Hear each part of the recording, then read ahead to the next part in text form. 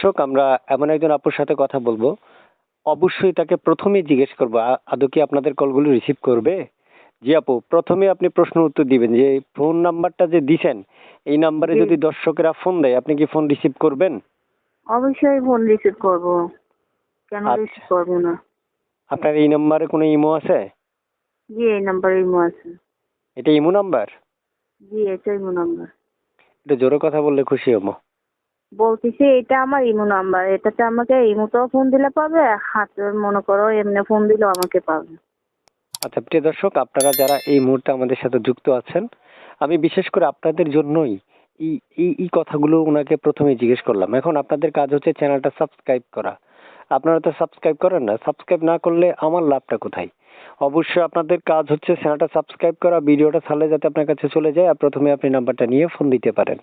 একটা মানুষকে যখন আপনারা অনেক ভিউ হয়ে যায় তখন ফোন দিলে তো ব্যস্ত পাবেনই, তাই প্রয়োজন ভিডিওটার সাথে সাথে পাওয়া। পেতে হলে কি করবেন? চ্যানেলটা সাবস্ক্রাইব করবেন। তারপর শুনতে চাচ্ছি আপনার কি নাম? আমার নামটা হয়েছে ভাই আখি। বয়স কত?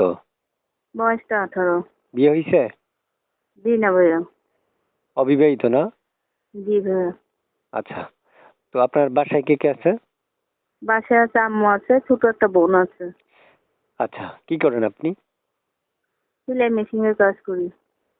আচ্ছা, প্রিয় দর্শক, এই মুহূর্তে যারা আমাদের সাথে যুক্ত আছেন বিস্তারিত সকল তথ্যগুলো আমরা উপস্থাপন করব, কিন্তু এর মধ্যে ছোট্ট আরেকটা কথা বলে রাখছি। যারা এই মুহূর্তে ভিডিওটা দেখছেন কমেন্ট বক্সে কমেন্ট করবেন, লাইক করবেন, শেয়ার করবেন অবশ্যই। এই ভিডিওটা যাতে অবশ্যই উনি যাতে ফোন, মানে ফোনের যে একটা ওয়েটের জন্য করেছে, আপনারা সবাই ওনাকে কল দেওয়ার চেষ্টা করবেন, আর উনি কল রিসিভ করবেন, নিজের মুখে স্বীকৃতি দিয়েছে। তাই আপনাদের প্রয়োজন তার সাথে যদি কথা বলতে চান, ইমোতে যোগাযোগ করতে পারবেন, নাম্বারে পারবেন, যেভাবে হোক যোগাযোগ করতেই পারবেন।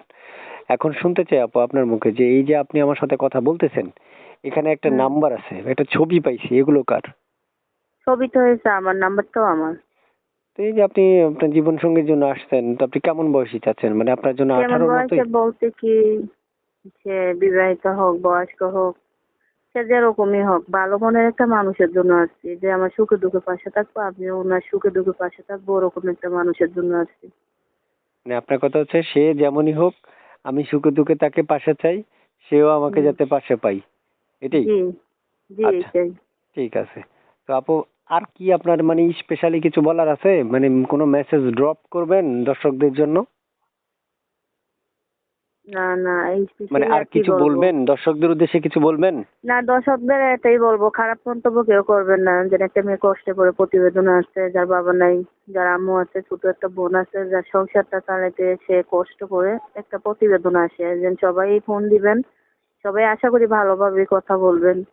সবার সঙ্গে আমি কথা বলবো। শুধু একটা মানুষের দরকার, আমার তো 10টা মানুষের দরকার না। আচ্ছা ঠিক আছে আপু, ভালো থাকেন। প্রিয় দর্শকরা আচ্ছা আপনাকে ভাইয়া। যখন ফোন দিতে চাইবে অবশ্যই কলগুলো রিসিভ করে কথা বলার চেষ্টা করবেন। অবশ্যই কথা বলবো, সবার সঙ্গে কথা বলবো। ঠিক আছে, ভালো থাকেন, আল্লাহ হাফেজ। আচ্ছা, আপনিও ভালো থাকেন ভাইয়া।